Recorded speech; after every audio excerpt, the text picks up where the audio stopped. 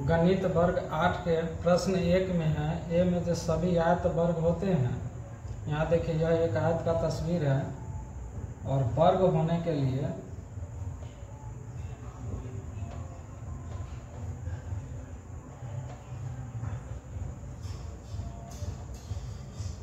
चारों भुजा बराबर होना चाहिए, अर्थात ए बी बराबर बी सी बराबर सी डी बराबर ए डी, और प्रत्येक कोण जो है वो 90 डिग्री का होना चाहिए, 90 डिग्री। तो कोण तो सब 90 डिग्री है, ये सारे कोण 90 डिग्री है, लेकिन भुजा आयत में एक ये भुजा बराबर और ये भुजा बराबर, इसलिए चारों भुजा बराबर नहीं है, इसीलिए लिखेंगे जो सत्य नहीं है।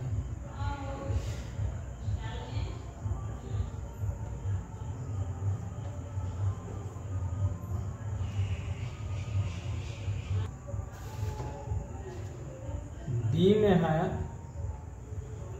सभी समचतुर्भुज। तो एक समचतुर्भुज का एक तस्वीर बनाते हैं, ए बी सी डी।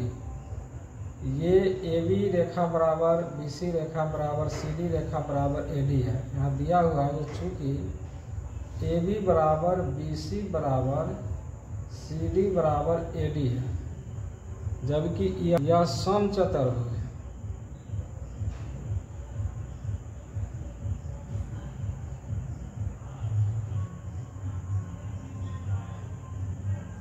यह समचतुर्भुज है, तो क्या समांतर चतुर्भुज होगा? चूंकि सारे बराबर हैं इसीलिए हो जाएगा ए बी समांतर हो जाएगा सी डी के, ये रेखा बराबर ये रेखा, और ए डी समांतर हो जाएगा BC के, अतः यह समांतर चतुर्भुज होगा।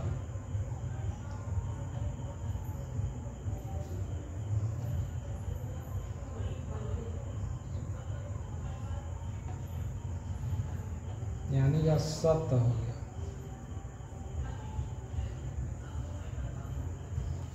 प्रश्न है सभी वर्ग समचतुर्भुज और आयत भी होते हैं।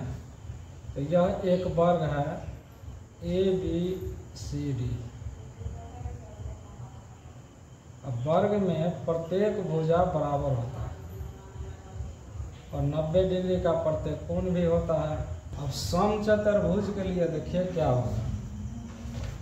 समचतुर्भुज यहाँ पर देखते हैं, जो रेखा ए बी बराबर बी सी बराबर सी डी बराबर ए डी है, इसीलिए समचतुर्भुज के लिए भी सारे रेखा बराबर होना चाहिए, इसीलिए यह समचतुर्भुज होगा।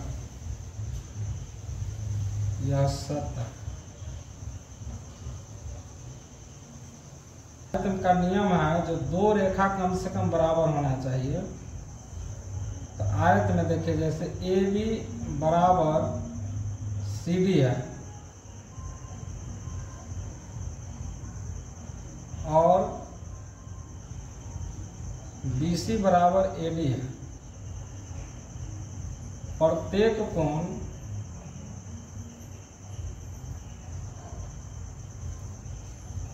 90 डिग्री का है, इसलिए आयत भी होगा। सत्य। डी में प्रश्न है जो सभी वर्ग समांतर चतुर्भुज नहीं होते हैं। तो ये वर्ग है,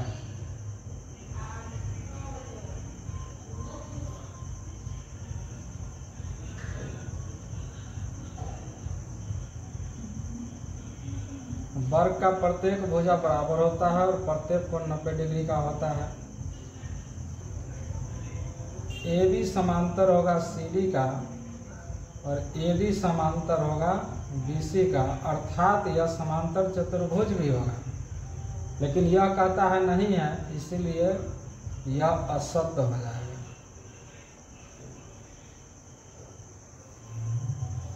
ई में कहता है सभी पतंगे समचतुर्भुज होते हैं। अब पतंग का एक तस्वीर बनाइए।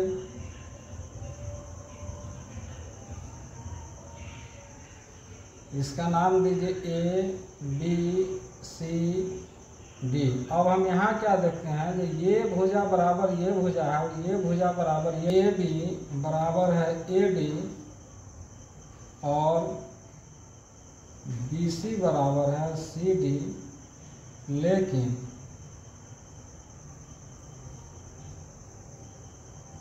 ए बी बराबर ए डी और ये बराबर नहीं है बी सी बराबर सी डी के, इसीलिए असत्य हो जाएगा। बनाते हैं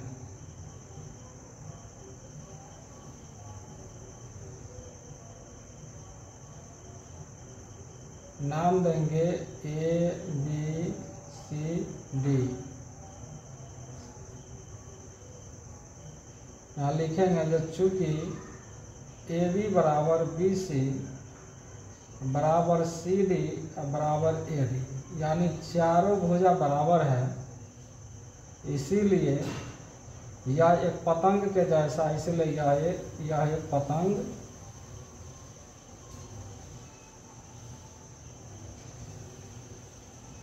होगा। तो एक समांतर चतुर्भुज का एक तस्वीर बनाते हैं।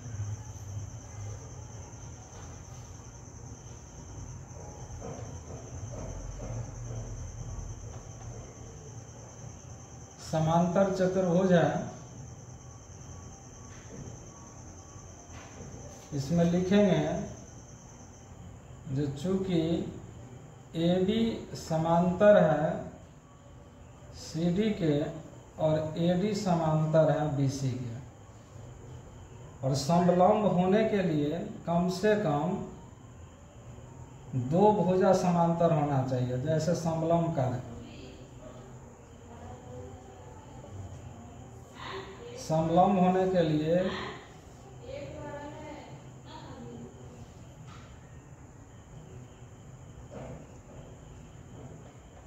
दो भुजा, यानी ए बी समांतर होना चाहिए सी डी, जो इसमें है,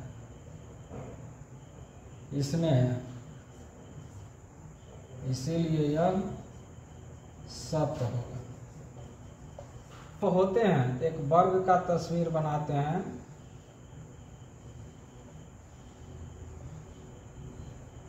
ए बी सी डी यह वर्ग है।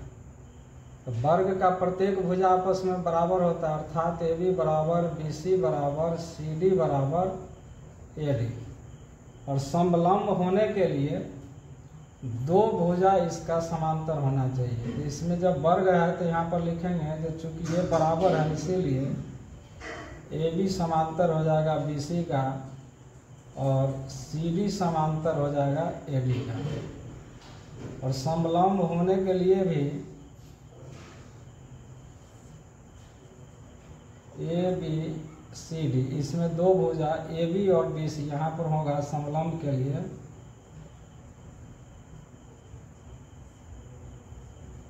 ए बी समांतर होना चाहिए सी डी का, जो इसमें है, इसीलिए यह सत्य होगा।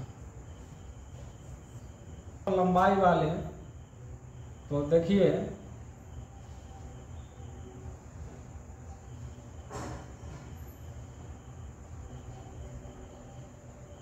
अगर बराबर लंबाई किया जाए, अगर यहाँ पर 90 डिग्री का कोण बना दे तो इस तरह के चित्र को हम वर्ग बोलते हैं।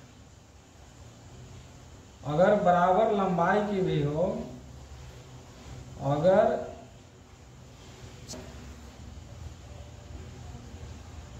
तो इसे हम समचतुर्भुज भी बोलते हैं।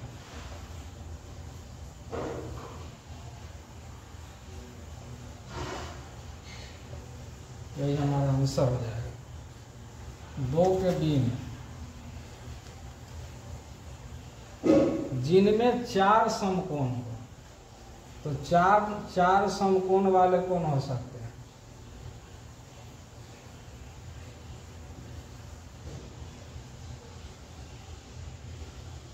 तो 4 समकोण वाले, एक हो जाएगा वर्ग, वर्ग का प्रत्येक भुजा बराबर होता है, प्रत्येक कोण 90 डिग्री का होता है। और 2 में हो जाएगा आयत, आयत का भी प्रत्येक कोण 90 डिग्री का होता है और इसकी दो भुजा आपस में बराबर होती है, लेकिन चारों का कोण 90 है, इसीलिए यही इसका आंसर हो जाए। एंड में है एक समांतर चतुर्भुज। तो समांतर चतुर्भुज, यहाँ देखिए वर्ग है, अब वर्ग में समांतर है, तो ए बी समांतर है सी डी का। इसमें देखिए वर्ग में जो ए बी समांतर है सी डी और ए डी समांतर है बी सी का, इसलिए यह समांतर चतुर्भुज भी हो जाएगा।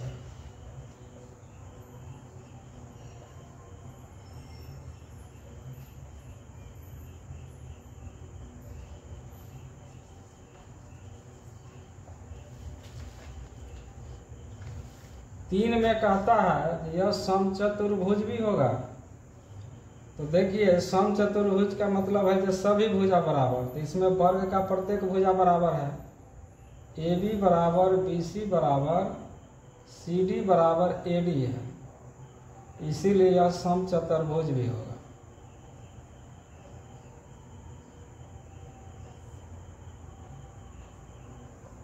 और 4 नंबर में देखते हैं, 4 में कहता है जो यह एक आयत है, तो आयत होने के लिए दो भुजा बराबर होनी चाहिए, प्रत्येक 90 डिग्री का। तो यहाँ पर है दिया हुआ प्रत्येक 90 डिग्री का कोण है।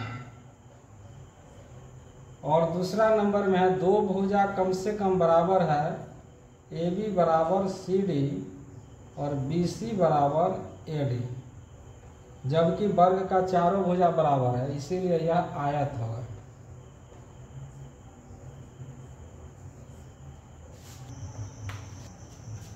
दो नंबर को देखते हैं। 2 नंबर में है जो एक दूसरे पर लमसम विभाजित करता।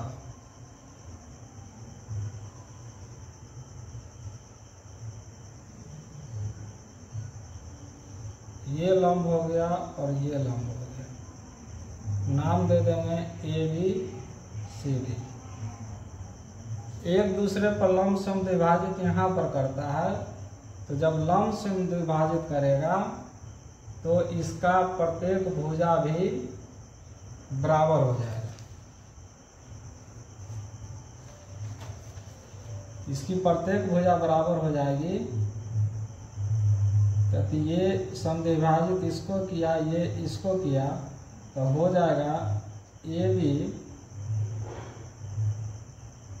ए ओ बराबर ओ सी, और तथा हो जाएगा बी ओ बराबर ओ डी। इसीलिए ए बी बराबर सी डी, ए बी बराबर सी डी और बी सी बराबर ए डी होगा, या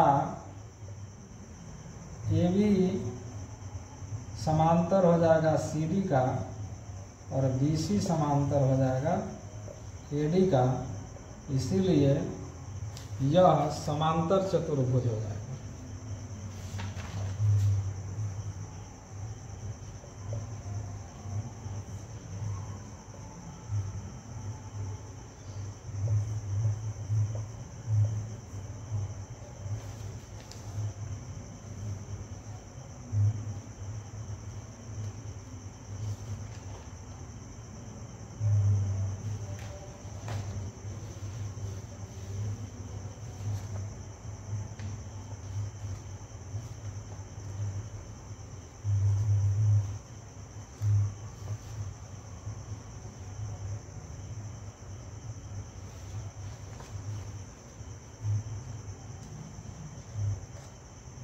लिखेंगे जो चूंकि सारे इसकी भुजा आपस में बराबर हो रही है, अर्थात ए बी बराबर हो जाता है बी सी के, अब बराबर हो जाता है सी डी के, अब बराबर हो जाता है ए डी के। और जब समद्विभाजित करेगा तब प्रत्येक इसका कोण 90 डिग्री का बन जाएगा।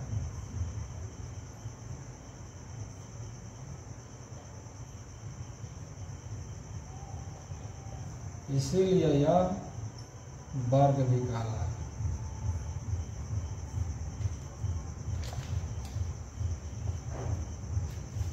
अब 3 नंबर में प्रश्न है, जो समचतुर्भुज का नाम बताइए जिसके विकर्ण बराबर हो जाए, अर्थात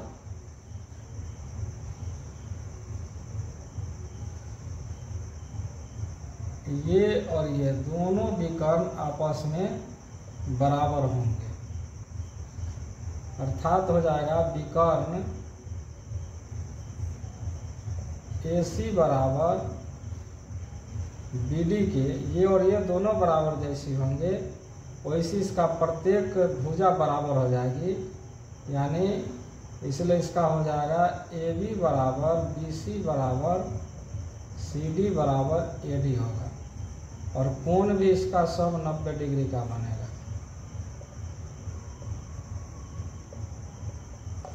इसीलिए यह एक वर्ग हो जाएगा।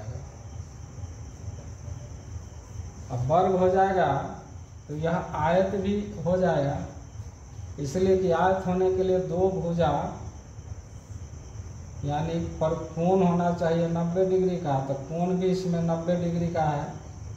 और दो भुजा अर्थात AB बराबर CD या BC बराबर AD, तो इस तरह का है तो यह आयत ही हो जाएगा।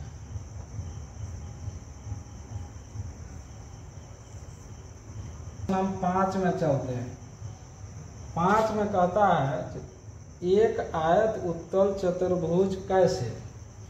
एक आयत बनाइए,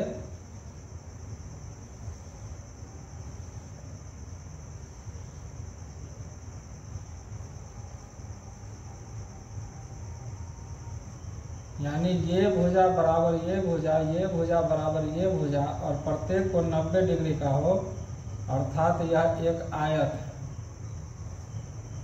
जब आयत है तो यह उत्तल चतुर्भुज कैसे होगा। अब आयत में हम इसको विकर्ण को A से और C को मिलाते हैं और D को B से मिलाते हैं, अर्थात विकर्ण जो हो गया AC तथा BD,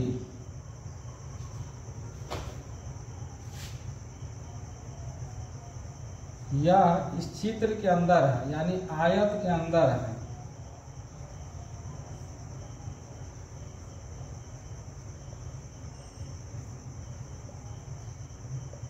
इसीलिए यह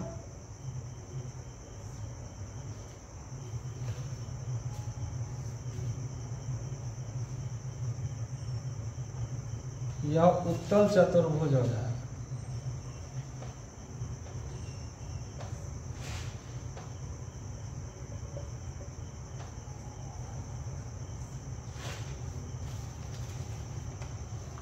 समकोण त्रिभुज है,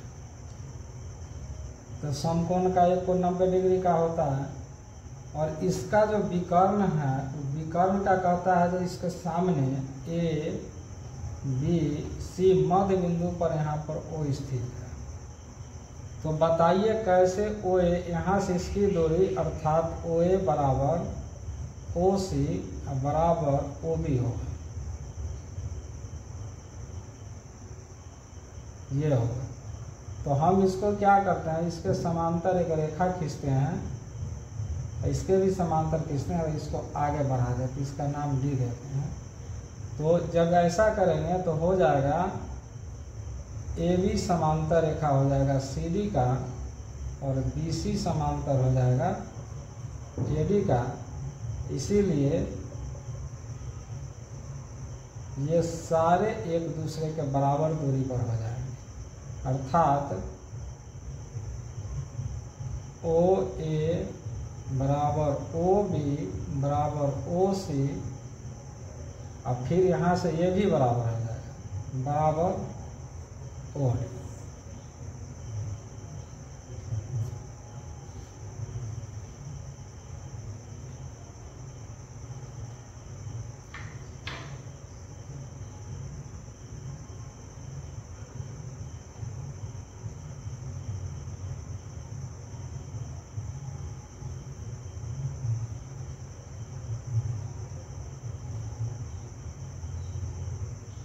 तो ए बी समांतर हो जाएगा सी डी का, और बी सी समांतर हो जाएगा ए डी का। इसीलिए यहाँ से सब दूरी बराबर हो जाएगी। ओ ए बराबर ओ बी बराबर ओ सी बराबर ओ डी हो जाएगी। इसीलिए यह एक समांतर चतुर्भुज बनेगा, लिखेंगे। इसीलिए समांतर चतुर्भुज का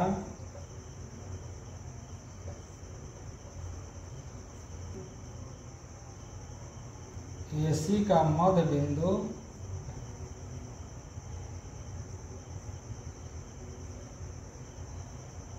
O है।